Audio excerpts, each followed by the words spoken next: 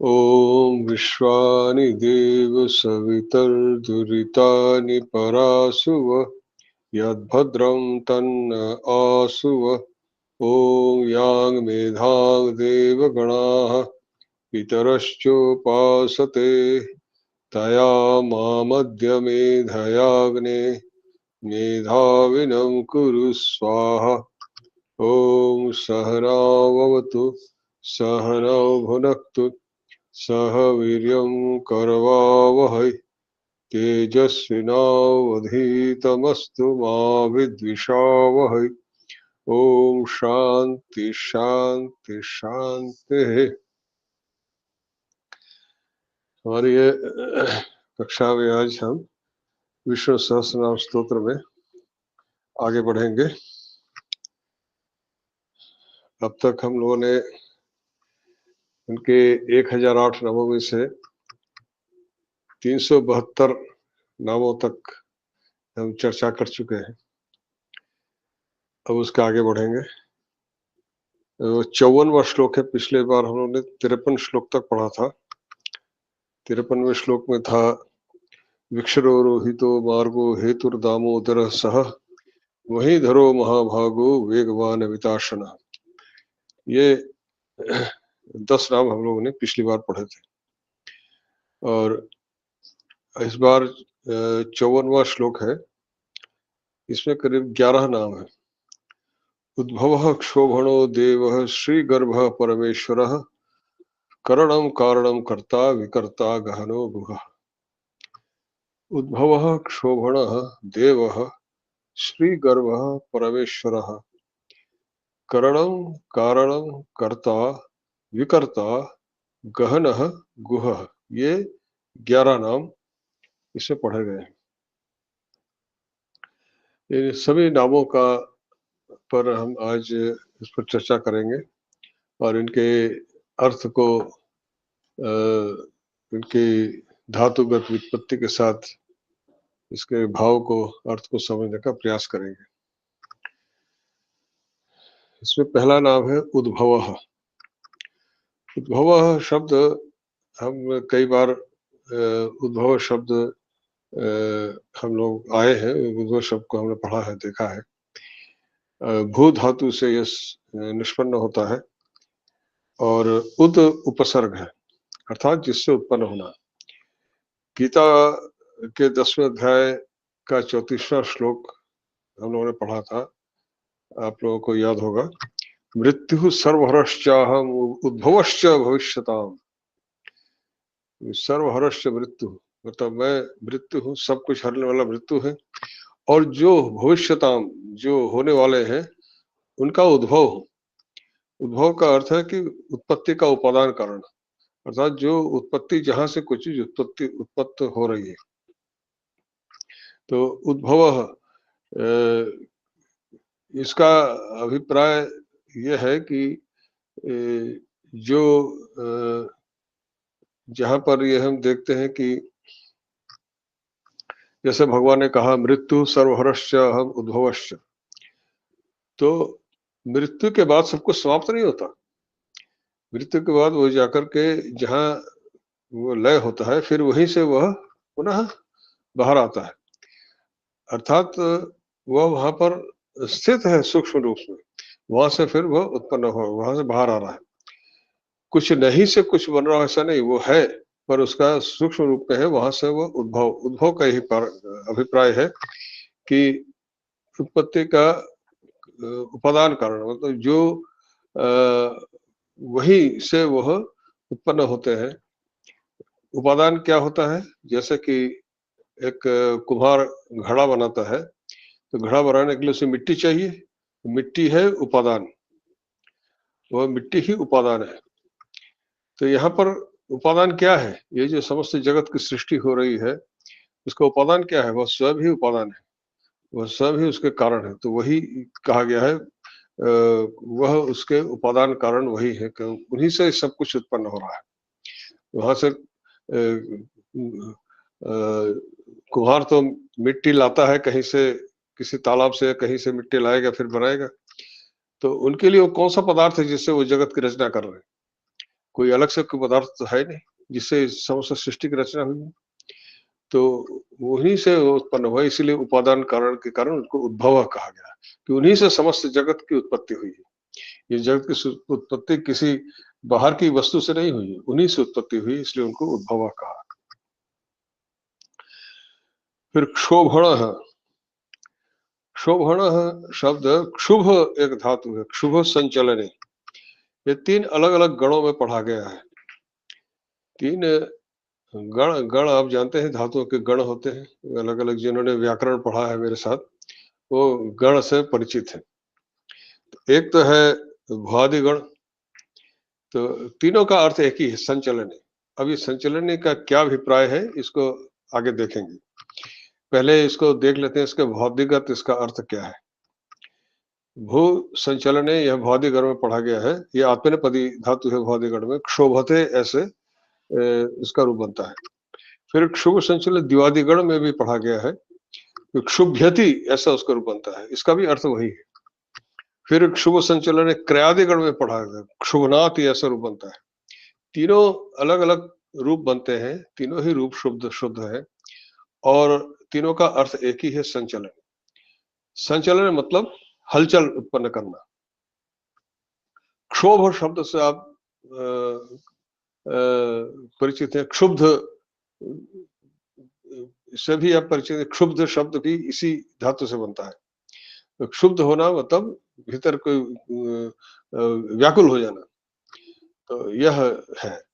तो यहाँ पर क्षोभणा क्यों कहा, इसे क्षुभ धातु से ऋच प्रत्यय करके क्षोभणा बनता है, तो जिसको शुद्ध करे, शुद्ध करने वाला। तो यह शुद्ध करने वाला का क्या अभिप्राय है, किसको शुद्ध करते हैं।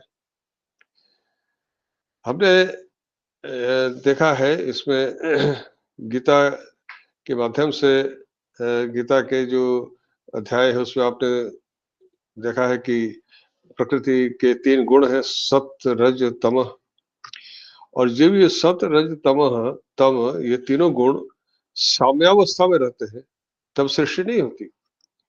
सृष्टि कब होती है, जब इनमें असाम्य उपस्थित हो। तो क्षुब्ध करते हैं, वो प्रकृति की उस साम्यावस्था को जब वो क्षुब्ध करते हैं अर्थात हलचल उत्पन्न कर देते हैं, उसके साम्यावस्था को नष्ट कर देते हैं, तभी सृष्टि उत्पन्न होती है। यही क्षोभणा का यही अर्थ है, उसमें हलचल उत्पन्न करने वाला। तो वो उसमें प्रकृति की जो साम्यावस्था है उसमें वह उसको क्षोभ, उसमें हलचल उत्पन्न कर देते हैं ताकि सृष्टि हो सके। जब तक वो साम्यावस्था में है, तीनों गुण समान रूप से उपस्थित है, उसमें कोई हलचल नहीं है, तब तो सृष्टि नहीं हो सकती। जब तीनों गुणों में असाम्य अवस्था स्थिति होती है, दोनों ऊपर नीचे हो रहे, जैसे आप कहते हैं ना समुद्र में जब बहुत ऊंची ऊंची लहरें उठते हैं तो समुद्र में समुद्र क्षुब्ध है ऐसा कहा जाता है, मतलब उसमें हलचल हो रही है, उसकी लहरें उठ रही हैं। तो वैसे ही जब प्रकृति की साम्यावस्था में हलचल होने लगती है, उसकी साम्यावस्था बिगड़ जाती है, तभी सृष्टि आरंभ होती है। तो ये क्षोभणा मतलब वही सृष्टि प्रकृति को क्षुब्ध करने वाले है, जिससे सृष्टि होती है, इसलिए उसको क्षोभणा कहा। फिर देवः, देवः शब्द दिव धातु से निष्पन्न होता है। दिवादिगण आप लोगों ने पढ़ाई है, दिव्यति उसका रूप बनता है। जो लोग मेरे साथ व्याकरण पढ़ते हैं उन्होंने इन सभी गणों में धातुओं की सिद्धियां की है। दिवादिगण में दिव्यति ऐसा रूप बनता है। तो दिव धातु के 10 अर्थ है, एक दिव एक ही धातु है पर उसके 10 अर्थ है। क्रीड़ा, विजिगीषा, व्यवहार, द्युति, स्तुति, बोध, मद, स्वप्न, कांति, गतिषु। क्रीड़ा, विजिगीषा, व्यवहार, द्युति, स्तुति, मोद, मद, स्वप्न, कांति, गतिषु। तो क्रीड़ा, विजिगीषा, एक शब्द का अर्थ को समझिए। क्रीड़ा मतलब खेलना, विजिगीषा का मतलब जीतने की इच्छा, व्यवहार मतलब किसको जो किसी को किस प्रकार से संचालित करना, क्या कार्य कराना है वो है। और द्युति का मतलब है कि प्रकाश, जिसे द्योतना, स्वप्रकाश। और स्तुति का मतलब होता है स्तवन, अर्थात स्तुति प्रशंसा करना। और मोद का मतलब है आनंद, मद का मतलब है यहाँ अहंकार, और स्वप्न का मतलब है सोना, ये सुषुप्ति इत्यादि। और कांति का फिर वही अर्थ है कि उसकी चमक। और गति का मतलब है गमन, सर्वत्र जिसकी गति है। तो अब इनमें ये सारे अर्थ उनमें घटते हैं, इसीलिए उनको देव कहा गया। इसी दिव धातु से देव शब्द निष्पन्न होता है, क्योंकि इसमें ये जो 10 अर्थ है दिव धातु के, ये सब के सब उनमें उपस्थित है। क्रीड़ा क्या है? यह जो उत्पत्ति क्षय रूप खेल है, यह जो जगत है, इनकी हम कहते हैं ना, इनकी लीला है। यह इनका लीला है, वो क्यों कर रहे हैं, कैसे, किस लिए कर रहे हैं, किसी को नहीं पता। कहते हैं ये इसकी इनकी लीला है, अर्थात यह उनका खेल है, उनकी इच्छा है कि हम जब खेलते हैं तो हमारी इच्छा होती है खेलते हैं, नहीं इच्छा तो नहीं खेलते। तो वही यह जगत का निर्माण और उसका क्षय, यह उनका लिए खेल है। तो क्रीड़ा, यह भाव उसका इसमें इस तरह से। और विजिगीषा, जीतने की इच्छा।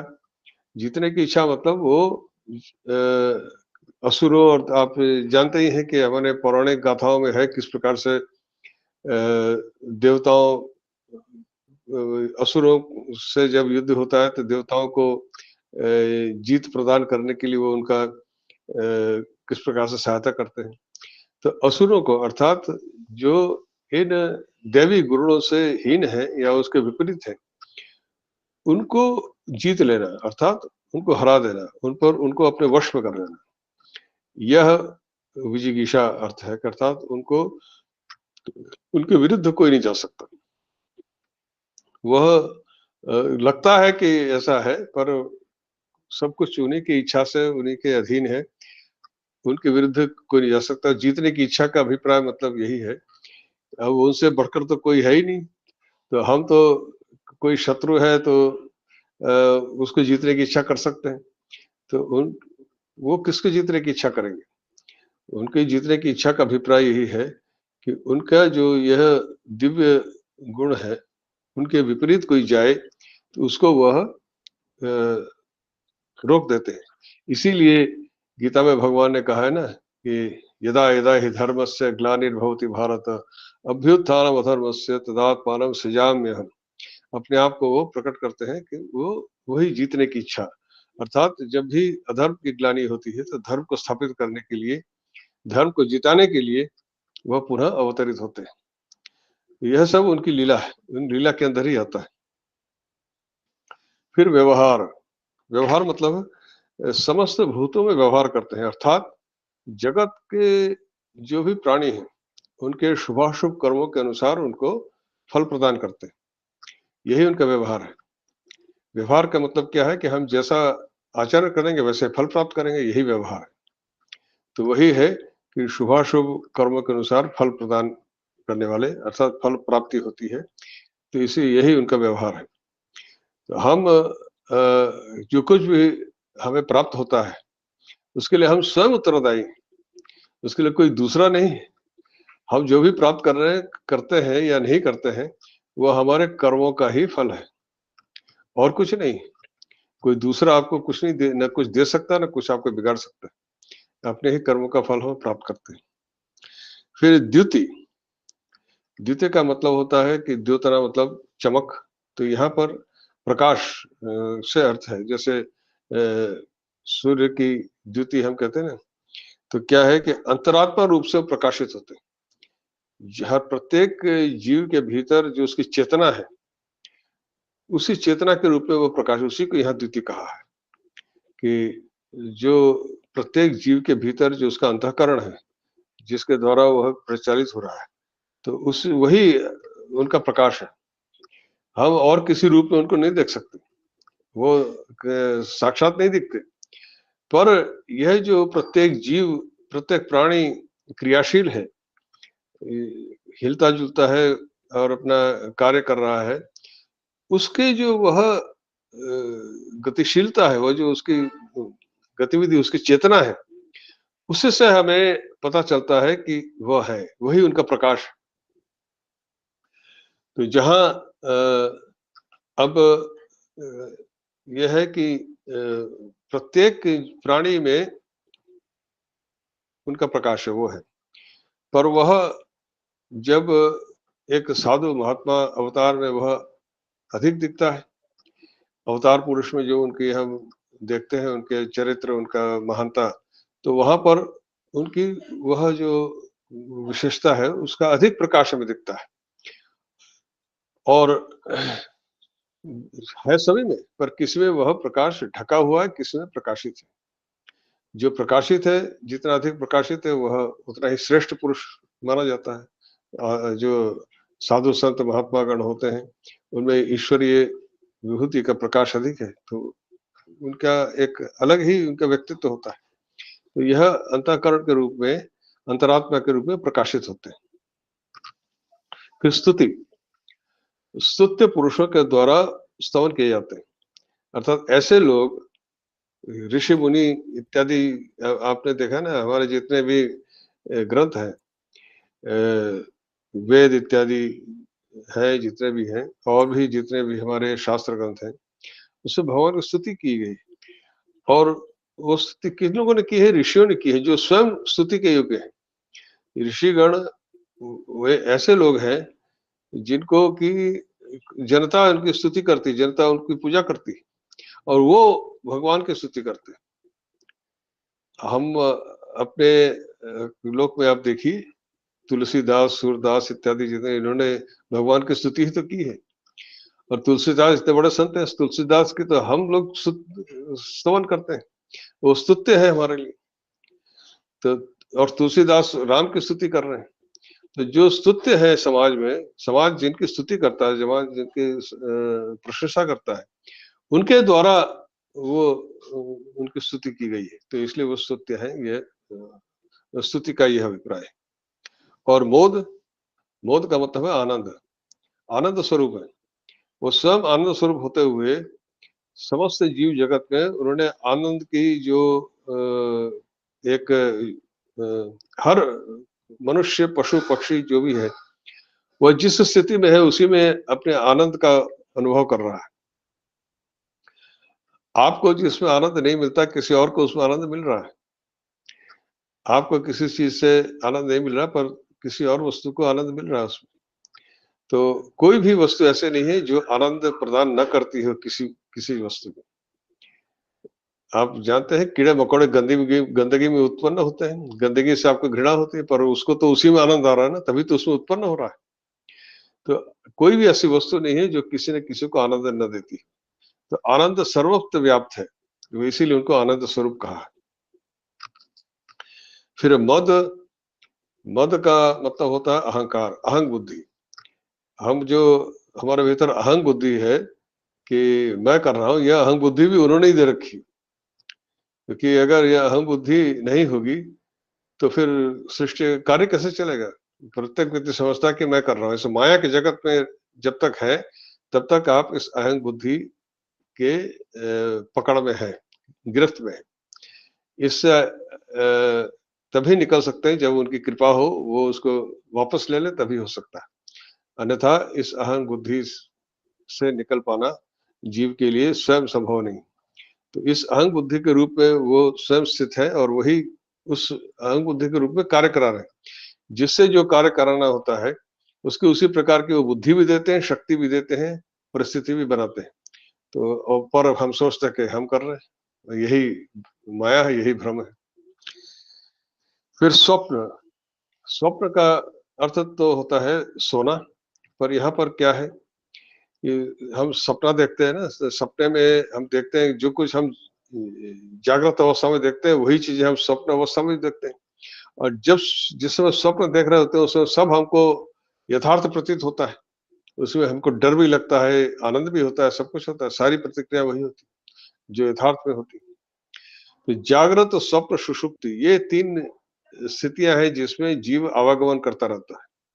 तो वही स्वप्न का अर्थ यही है कि इसी स्थिति में उन्होंने सबको रख रखा है, इससे बाहर हम नहीं जा सकते। तो जागृत अवस्था भी एक प्रकार से स्वप्न अवस्था भी है। हम जागृत अवस्था में जो कुछ देख रहे हैं उसको सत्य समझते हैं, परंतु वह सत्य नहीं है।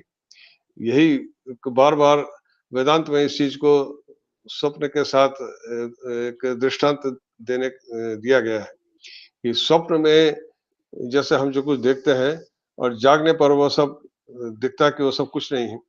वैसे ही जो हम आमने सामने जिस चीज़ को यथार्थ समझ रहे हैं, वो वास्तव में यथार्थ नहीं है। तो ये सब कुछ स्वप्नवत है, जो कुछ है इसीलिए इसको स्वप्न कहा। तो स्वप्नवत है पर ये जगत उन्होंने बना रखा है और इसी में जीव भ्रमण करता रहता है।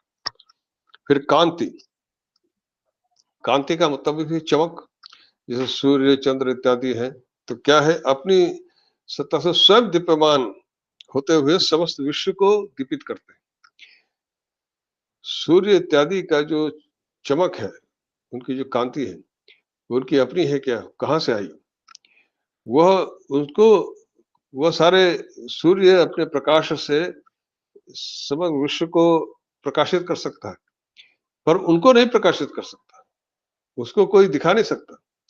हमारे आँखों में जब सूर्य का प्रकाश पड़ता है तभी हमें कोई चीज़ दिखती है और वह प्रकाश बहुत तेज है तो हमारी आँखें चौंधिया जाती हैं, वही कांति है। जब यह चमक कहाँ से आई? वो उन्हीं की चमक है और उसी से वह समस्त जगत को को प्रकाशित कर रहे हैं। हमें सब कुछ दिख रहा है, वो प्रकाश उन्हीं की है। फिर गति, तो गति का अर्थ होता है कि सर्वत्र जिनकी गति है, अर्थात जो सर्वत्र प्रवेश कर सकते हैं। जैसे वायु सर्वत्र प्रविष्ट होता है, तो वैसे ही उनकी गति सर्वत्र है। कोई भी ऐसा स्थान नहीं है जहाँ वो नहीं है। और दूसरी चीज़, सभी वस्तुओं को गति प्रदान भी वही कर रहे हैं। वो सर्वत्र प्रविष्ट भी है और सभी वस्तुओं को गति प्रदान कर रहे हैं। इसलिए गति अर्थ में है वो है। गति के भी 3 अर्थ होते हैं, ज्ञान, गमन, प्राप्ति। और वो हर वस्तु में वो प्राप्त है, अर्थात हर वस्तु के भीतर वह है और गमन मतलब गति प्रदान कर रहे हैं। और ज्ञान का मतलब है कि जो भी हर प्राणी को इस अपने कार्य के विषय में ज्ञान है। मधुमक्खी को पता है कि मुझे छत्ता कैसे बनाना है। बया को ये पता है कि मुझे अपना घोंसला कैसे बनाना है। किसी ने सिखाया नहीं, उसके भीतर अंतर्निहित है। तो यह है गति। गति का मतलब है कि उन्हें सबको जिससे जो कार्य जो किस हर प्राणी को पता है कि मुझे क्या कार्य करना है, कैसे करना है। तो हर प्राणी को यह पता है कि मुझे क्या कार्य करना है, कैसे करना है। इस प्रकार से जो कार्य होते हैं तो ये गति का यह अर्थ है। इन्हीं सब कारणों से यही सब चीजें उनमें है, इसलिए वो देव कहलाते हैं। इसी दिव धातु से देव शब्द निष्पन्न होता है और देव का अर्थ यही है कि ये जो दिव धातु में जितने अर्थ हैं, ये सब के सब उनमें है, इसलिए वो देव कहलाते हैं। फिर श्री गर्भ, यह यहाँ श्री और गर्भ 2 शब्द है। तो यहाँ गर्भ शब्द को पहले समझें, गर्भ शब्द का क्या अर्थ है। ये ग्री एक शब्द, एक धातु है, क्रियादिगण में पढ़ा गया, गृणाति ऐसा उसका रूप बनता है। क्रियादिगण में पढ़ा गया ग्री, ग में दीर्घ ऋकार, डबल ऋकार। तो गृणाति मतलब शब्द करना, अर्थात स्तुति करना, किसी के बारे में कुछ बोलना, यह अर्थ होता है। तो उसी से गर्भ शब्द उत्पन्न होता है, पर उसमें शब्द का इसमें कोई अभिप्राय नहीं है। तो जब वह उसमें कुछ एक प्रत्यय आता है विशेष अर्थ में, उस अर्थ में जब ग्री शब्द के साथ यह प्रत्यय लगता है, तब गर्भ शब्द उत्पन्न होता है, जिसका अर्थ होता है उदर या जठ और पेट। हम कहते हैं मातृ गर्भ कहते हैं ना, कि गर्भ में शिशु का विकास होता है, फिर वो जन्म लेता है। तो और श्री गर्भ, तो श्री जिनके गर्भ में है, तो श्री का यहाँ पे क्या अर्थ है? तो यह श्री का एक अर्थ लक्ष्मी है, हम जानते हैं, पर श्री के और भी अर्थ है। श्री शब्द धन, ऐश्वर्य का भी वाचक है। तो यह जो जगत रूपी संसार है, यही उनका ऐश्वर्य है, यही उनका विकास है। वह उनके गर्भ में स्थापित है, उनके गर्भ से ही वह विकसित होता है। जैसे माता के गर्भ में शिशु विकसित होता है, फिर वह जन्म लेता है। ऐसे ही भगवान के गर्भ में यह समस्त विश्व संसार का ये जो ऐश्वर्य है, जो कुछ हमें दिख रहा है, यही उनका ऐश्वर्य है और इसी को श्री कहा गया है। यह श्री जो है, उनके गर्भ में निहित है, उनके गर्भ में है और वहीं से वह बाहर आता है और प्रकाशित होता है और यह जिस प्रकार से मातृ गर्भ से शिशु जन्म लेता है, वैसे ही उनके गर्भ से ये समस्त जगत जन्म लेता है। तो उनको वो इस प्रकार से सादृश्य के एक दिया है कि अ, उनके तो ऐसा कोई शरीर नहीं है कि जिसमें गर्भ हो, पर हम चूँकि मनुष्य के होने के कारण हम उन्हीं बातों को समझ सकते हैं द जो हमारी बुद्धि जिनको पकड़ सके। जो चीज़ हमें दिख रही है, उन्हीं के माध्यम से किसी चीज़ को हम समझने का प्रयास कर सकते हैं। इसीलिए इन दृष्टांतों की सहायता से समझाने का प्रयास किया है। श्री गर्भः अर्थात यह जो संसार रूपी विभूति है, ऐश्वर्य है, उन जिस वह उनके गर्भ में समाया हुआ है, इसलिए उनको श्री गर्भः कहा। और फिर कह रहे हैं फिर कहते हैं तो यह मतलब अपने उदर में धारण कर रखा है। फिर कहते हैं परमेश्वरः, परमेश्वरः फिर परमेश्वर का मतलब है इसमें भी 2 शब्द हैं, परम और ईश्वर। ईश्वर शब्द को पहले समझ लेते हैं।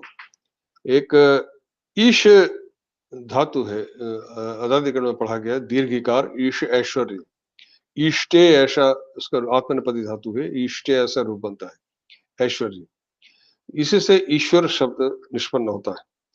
तो इसका अर्थ क्या है कि ईश्वर का अर्थ है ईशनशील अर्थात जो दूसरों को यह उनका स्वभाव है।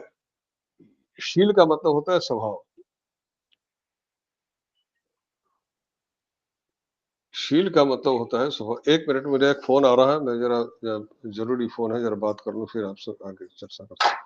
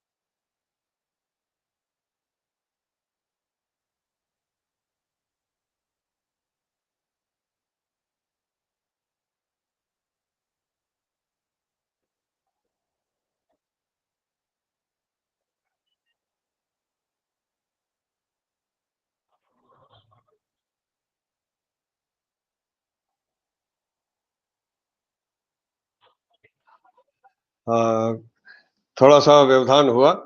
अभी मेरी आवाज सुनाई दे रही ना? ठीक है, जी जी, आवाज आ रही महोदय, आवाज आ रही है। ठीक आ है। रही जी। परमेश्वर, परमेश्वर में हम देख रहे थे कि ईश्वर शब्द का, ईश्वर शब्द ईश धातु से निष्पन्न होता है, और ईश धातु का और उसमें शील मतलब उनका स्वभाव, तो उससे ईश्वर शब्द जो निष्पन्न होता है, एक प्रत्यय आता है, और उस जिस अर्थ में वह प्रत्यय आता है वह शील अर्थ में, अर्थात उसका स्वभाव। तो ईश्वर का मतलब है कि जो अपने मतलब सबको दूसरों को अपने प्रभाव अधिकार में रखने का जिनका स्वभाव है, उनके अधिकार से बाहर कोई नहीं जा सकता। ईश्वर को हम इसीलिए स्वामी कहते हैं ना, कि जो किसी के उसमें अधिकार में है, उसका अधिकार, जैसे कोई राजा है किसी देश का, उसका सबके ऊपर, राज्य पर उसका अधिकार होता है, परंतु कोई दूसरा राजा आक्रमण कर दे, उसको हरा दे, तो उसका अधिकार चला गया। तो यह परमेश्वर का मतलब है कि उनको कोई हरा, उनको कोई दूसरा नहीं जो उनको हरा दे और उनका अधिकार छीन ले। तो परम का अर्थ है कि उत्कृष्ट, प्रधान, या परम शब्द विशेषण है। स्त्रीलिंग में होगा परमा, पुल्लिंग में परमः, और नपुंसकलिंग में परमम। ऐसा ना, परमा सुंदरी कहते हैं ना, कोई बहुत सुंदर स्त्री है तो परमा सुंदरी कहते हैं, तो वो स्त्रीलिंग में परमा हो गया। और परमः, तो ये परमः तो जो सर्वश्रेष्ठ, ये भी एक माँ धातु से निष्पन्न होता है। आप जानते हैं माँ का एक अर्थ होता है लक्ष्मी। माधव शब्द आपने सुना था ना, धव का मतलब पति, लक्ष्मी के पति। तो इसमें श्रेष्ठता की इसमें है कि सर्वश्रेष्ठ, उत्कृष्ट अभिप्राय में परम शब्द है। तो क्या है कि जो अत्यंत श्रेष्ठ है उसको परम कहा गया है। तो ये जो ईश्वरत्व है उनका, उनका अधिकार है सबके ऊपर, वह अत्यंत श्रेष्ठ, अर्थात उनके इस अधिकार को वह कभी नष्ट नहीं होता। उनका अधिकार, शरीर में जीवात्मा है, तो जब तक जीवात्मा है शरीर पर उसका अधिकार है, शरीर चल रहा है। और जैसे ही ये जीवात्मा बाहर निकल गया तो ये शरीर बेकार हो जाता है, फिर इसका कोई, वो चल फिर नहीं सकता, तो उसका अधिकार समाप्त हो गया। तो यह जो अधिकार है उनका, पर उनका अधिकार कभी समाप्त नहीं होता। अभी तो हम जब तक हमारे भीतर यह जीव है, जीवात्मा हमारे भीतर विद्यमान है, हम समझते हैं हम सब कार्य कर रहे हैं, हमारे ये सब हमारे अधिकार में जो भी हम कर रहे हैं। पर उस जीवात्मा ने अगर शरीर को छोड़ दिया तो फिर सब अधिकार समाप्त, कुछ भी नहीं कर सकते। तो उनका अधिकार कभी समाप्त नहीं होता। उनका जो इस जगत संसार पर जो अधिकार है वह कभी समाप्त नहीं होता है, इसलिए परमेश्वर कहा। वह ईश्वर है, अर्थात सबके, सब कुछ के वो स्वामी है।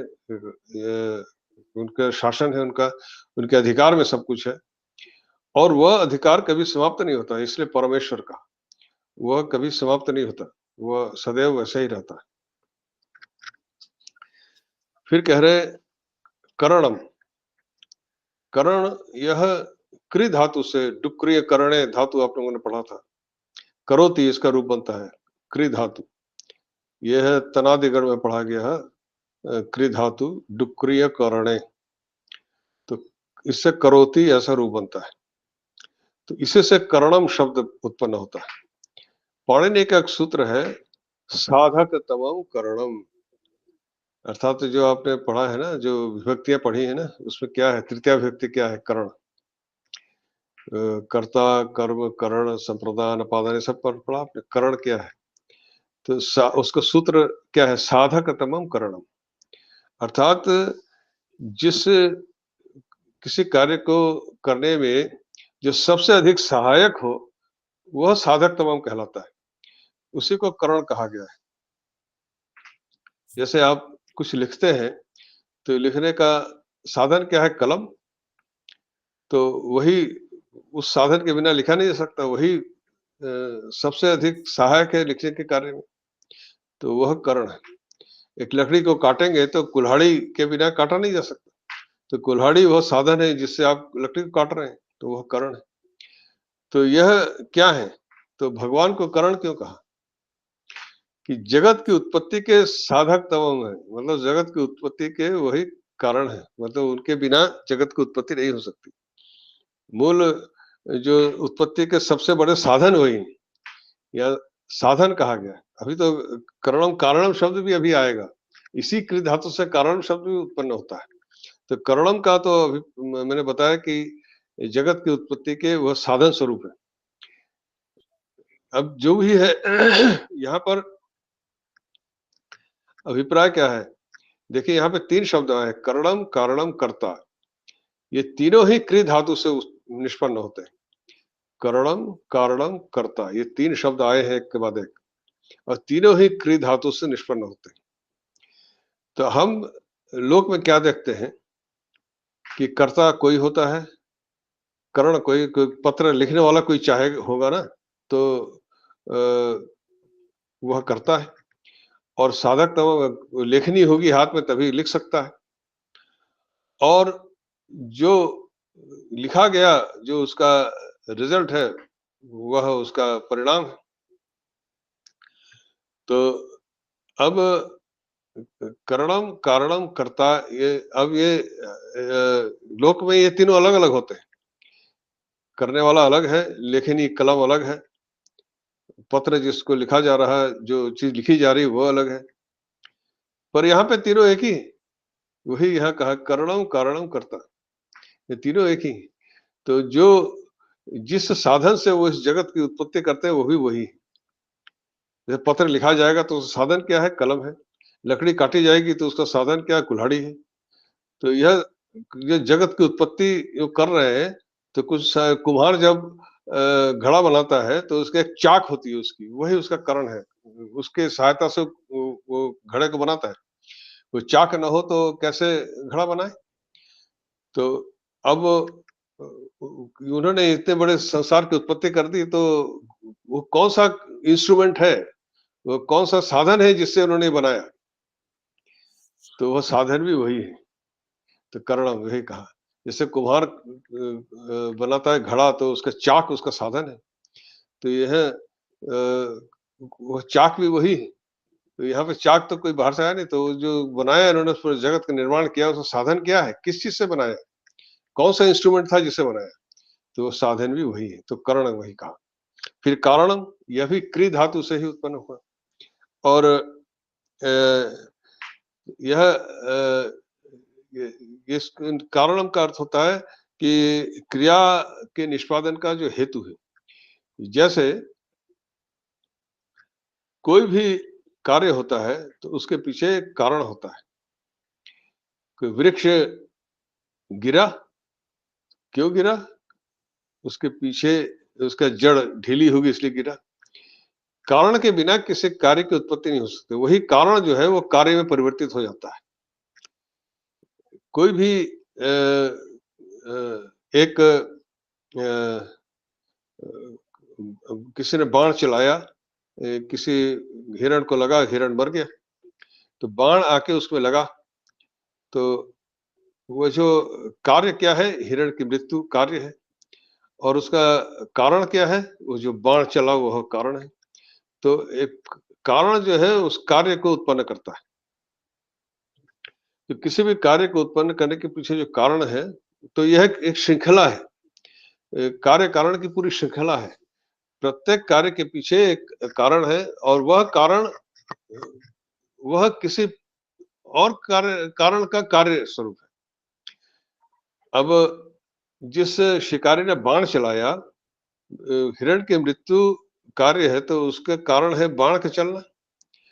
तो बाण जो चलाया, तो वो जो व्याध है उसके पास जो धनुष बाण है, उसने क्यों चलाया? उसका कारण है कि उसको शिकार करना है, उसको मांस बेचना है, वह कारण है। मांस क्यों बेचना है? क्योंकि उसका अपनी जीविका चलानी है।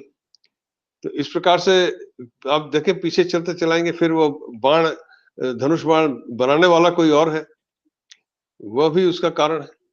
तो वह कार्य रूप में हुआ, जिसने उस बाण को बनाया, वो कार्य में परिवर्तित हो। तो जो भी कार्य हो रहा है उसके पीछे कारण है, वह उसका कार्य रूप है। एक कार्य दूसरे कार्य का कारण बनता है, तो ये क्रम है, सिलसिला है, कॉज एंड इफेक्ट इसको इंग्लिश में कहते हैं। कार्य कारण का एक ये श्रृंखला है, जो अनंत श्रृंखला है। आप पीछे चलते चलाइए, कहीं पहुंचेंगे नहीं। तो वही कह रहे हैं कि जो कारण, हेतु, निमित्त, प्रयोजन, ये सब समार्थक शब्द है। तो जगत की उत्पत्ति के उपादान और निमित्त दोनों ही वही हैं। तो अब यह कारण किसे कहते हैं? जैसे मैंने अभी उदाहरण दिया कि कुम्हार घड़ा बना रहा है, तो उसका चाक उसका कारण है, और मिट्टी उसका निमित्त है। मिट्टी निमित्त कारण है, मिट्टी होगा तभी तो घड़ा बनेगा, और कोई बनाने वाला चाहिए। तो मिट्टी है उपादान कारण, और जो कुम्हार है वो निमित्त कारण। तो ये सब अलग-अलग है। उसी से फिर घड़ा बनकर कार्य रूप में सामने आ रहा है। उसके पीछे ये कारण ना हो तो घड़ा रूप कार्य सामने नहीं आ सकता। तो यह तो वह निमित्त कारण और उपादान कारण दोनों ही वही है। कारण तो बता ही दिया, चाक भी वही है, और मिट्टी भी वही है, और कुम्हार भी वही है। तो यह बता दिया इसमें। ये जो करणम कारणम जो बताया, तो मिट्टी भी वही है और उसके बनाने वाले वही। और तो यह करणम का मतलब जो जिससे बन रहा है, तो ये भी हो गया। और कारणम का मतलब जो उसका उपादान कारण, निमित्त कारण दोनों ही। अब आया कर्ता। ये कर्ता शब्द भी कृ धातु से ही बना है। इसमें कोई दूसरा प्रत्यय आता है त्रिच। कर्तृ शब्द है, इसी से कर्ता, कर्तारो, कर्तारा ऐसा रूप बनता है। तो एक आपका पाणिनि में सूत्र है, स्वतंत्र कर्ता। चौथे अध्याय का 54वां, पहले अध्याय के चौथे पाद का 54वां सूत्र, स्वतंत्र कर्ता। तो कर्ता का क्या मतलब है? वह स्वतंत्र है, वह स्वतंत्र होता है। यह कर्ता का अभिप्राय करने वाला तो है ही है, पर वह यहाँ पे कर्ता से अभिप्राय क्या है कि कर्ता वह है जो स्वतंत्र है। हम अपने आप को कर्ता समझते हैं कि कोई कार्य कर रहे हैं, पर हम स्वतंत्र नहीं। हम कोई भी कार्य करते हैं तो उसके पीछे कोई हमारी आवश्यकता होती है, कोई कारण होता है। हमें अगर वह करना है तो करना ही पड़ेगा। आप अगर कहीं नौकरी कर रहे हैं और उसके लिए तनख्वाह पा रहे हैं, तो जो भी आपको आदेश दिया गया है, जो आपको कार्य सौंपा गया, उसको आपको करना ही करना है। आप स्वतंत्र नहीं। अगर आप समझे मैं करता हूँ तो करता नहीं, आप स्वतंत्र नहीं। आप तो वो कार्य कर रहे हैं जो आपसे करवाया जा रहा है। पर भगवान से कौन करवा रहा है, कुछ करवा रहा है, वह स्वतंत्र है। उनके लिए तो कोई दूसरा है नहीं जो उनसे कोई कार्य करवाए। हम समझते हैं हम स्वतंत्र हैं, पर हम स्वतंत्र नहीं। हम कोई कार्य करते हैं, कोई आवश्यकता हमसे करवाती है। आप आपके घर में आपकी पत्नी है, बच्चे हैं, सब हैं, उनके पालन पोषण के लिए आपको करना पड़ रहा है, वही कारण है। वो आवश्यकता आपसे कार्य करवा रही है। आप स्वतंत्र नहीं है कि मैं ना करूं, आपको करना ही पड़ेगा। तो पर वह स्वतंत्र है, उनको कोई आवश्यकता नहीं किसी चीज की कि कोई उनसे करवाए, कोई मजबूरी हो उनकी ये करना है, तो स्वतंत्र है, इसलिए वो करता है। यहाँ पे कर्ता से अभिप्राय उनकी स्वतंत्रता से, वो पूर्ण रूप से स्वतंत्र है। और संसार में कोई जीव अपने कार्यों के लिए स्वतंत्र नहीं, वो किसी न किसी आवश्यकता के वशीभूत अपना कार्य कर रहा है, उससे कराया जा रहा है।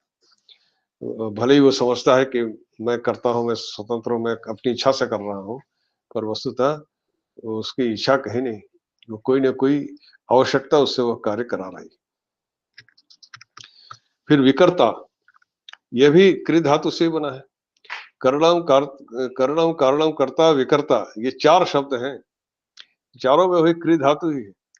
अब इसमें वि उपसर्ग है। वि का मतलब है विशिष्ट या विचित्र। तो विचित्रम भुवनम क्रियते, ये जो विचित्र या विविधम वा करोति। जो विविध यह सृष्टि है, ये जो विचित्र संसार है, इसमें तरह-तरह के जीव हैं, प्राणी हैं, पशु पक्षी हैं, उद्भिद हैं, सब फल फूल वृक्ष इत्यादि हैं। इतने जो यह सब है, विविध प्रकार के विचित्र यह संसार है, इसको करने वाले वही हैं, तो इसलिए विकर्ता कहा। इस विचित्र संसार के रचने वाले, तो विचित्रम भुवनम क्रियते इति विकर्ता। ये विचित्र भुवन, इस संसार के विचित्र संसार को करने वाले वही हैं। स्वतंत्र भी हैं, उन्होंने अपनी इच्छा से किया है। क्यों किया है इसका कारण किसी को कोई नहीं जानता, क्यों किया, क्यों कर रहे हैं, उनके पास कोई मजबूरी नहीं है करने, पर स्वतंत्र है, कर रहे हैं। तो कर्ता का यहाँ अभिप्राय उनकी स्वतंत्रता से है, विकर्ता का अभिप्राय है कि इस विचित्र संसार को करने वाले, बनाने वाले वो है। फिर गहनः, गहनः गुह है, दो शब्द है, पर दोनों में अलग अलग धातु प्रयुक्त हुए। गहनः, गाहु विलोडने एक धातु है, भौतिक में पढ़ा गया है। गाहते अवगाहन अर्थ में होता है वो, जैसे आप नदी में डुबकी लगा के स्नान करते हैं ना, उसे अवगाहन स्नान कहते हैं। तो यह गाहु धातु से ही वह निष्पन्न होता है। तो यह अवगाहन अर्थ में जो गाहु धातु है, इसमें अन इत्यादि आदेश होकर के गहन शब्द निष्पन्न होता है। तो गहन का एक अर्थ होता है, वो जो प्रत्यय आते हैं, जो प्रत्यय लगाए जाते हैं, किस विशेष अर्थ में लगाए जाते हैं। तो ये प्रत्यय आने पर जो ये अर्थ बनता है, वैसे तो धातुगत अर्थ है अवगाहन अर्थ में, परंतु एक विशेष प्रत्यय है, उसके आने, उसको लगा के जब गहन शब्द सिद्ध होता है तो उसका अर्थ बदल जाता है। उसका अर्थ क्या होता है? गहन का मतलब होता है घना, जैसे आपने घना जंगल कहते हैं ना, गहन वन। तो घने जंगल में आपको क्या होता है, आप कोई चीज आप खोज नहीं सकते, कोई चीज उसमें किसी चीज को पता नहीं लगा सकता। गहन का मतलब होता है बहुत गहरा और घना, और जिसमें से कुछ किसी चीज को ढूंढ के निकालना संभव न हो। तो क्या है कि उनके स्वरूप, सामर्थ्य या कृत्य को जाना नहीं जा सकता, इसलिए वो गहन है। गहन वन में, गहन वन कहते हैं इसलिए कि घना जंगल जिसमें रास्ता न मिल, उसी को घना वन कहते हैं। तो इसी प्रकार, तो इनको ऐसा क्यों कहा, इसका अभिप्राय क्या है?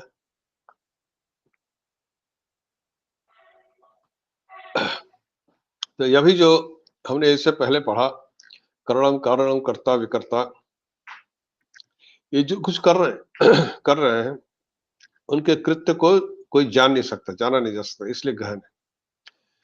वह इतना गहरा है, गंभीर है कि उसको कोई जान नहीं सकता, कि उसको केवल वही जानते हैं, कोई दूसरा नहीं जान सकता।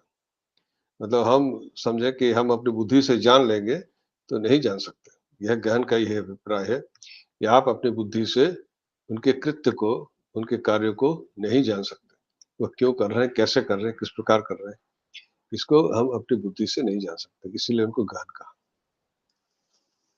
फिर गुह, यह भी एक धातु है, गुहु संवरणे।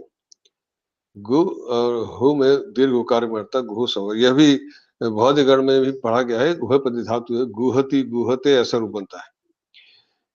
इसका अर्थ होता है छुपाना। ये गुप्त इत्यादि शब्द इसी से निष्पन्न होते हैं। तो गुहते संवृणोति, तो वो अपनी अपनी ही माया से अपने आप को ढक के रखते हैं।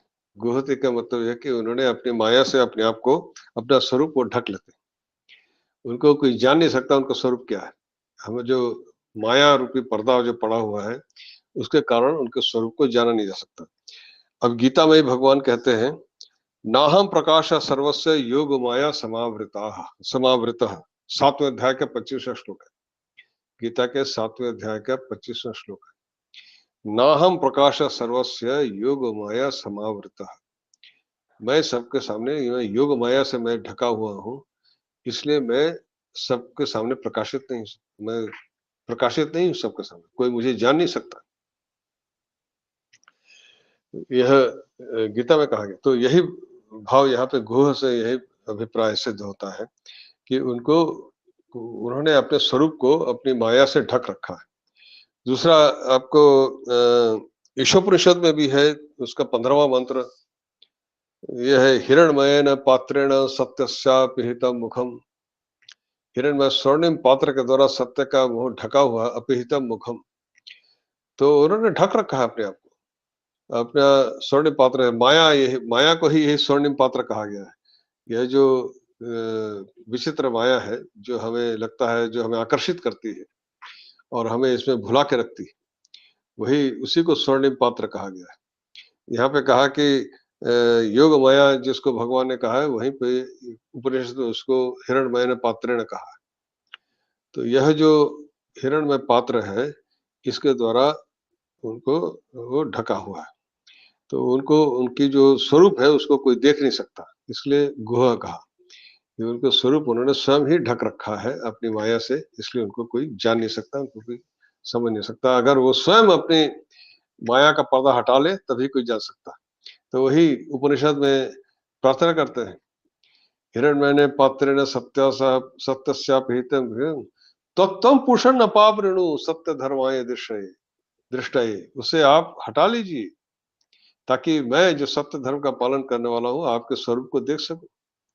तो जब वो अपनी इच्छा से हटाएंगे तभी कोई देख सकता है। तो उन्होंने अपने माया से अपने आप को ढक रखा है। जब तक वो स्वयं उस माया का पर्दा हटा नहीं लगे, कोई उनको जान नहीं सकता, कोई उनको देख नहीं सकता, इसलिए उनको गुहा कहा। चलिए आज इतना ही। ॐ द्यौः शान्तिरन्तरिक्षगुं शान्तिः पृथिवी शान्तिरापः शान्तिरोषधयः शान्तिः वनस्पतयः शान्तिर्विश्वे देवाः शान्तिर्ब्रह्म शान्तिः सर्वगुं शान्तिः शान्तिरेव शान्तिः सामा शान्तिरेधि। ॐ शान्तिः शान्तिः शान्तिः।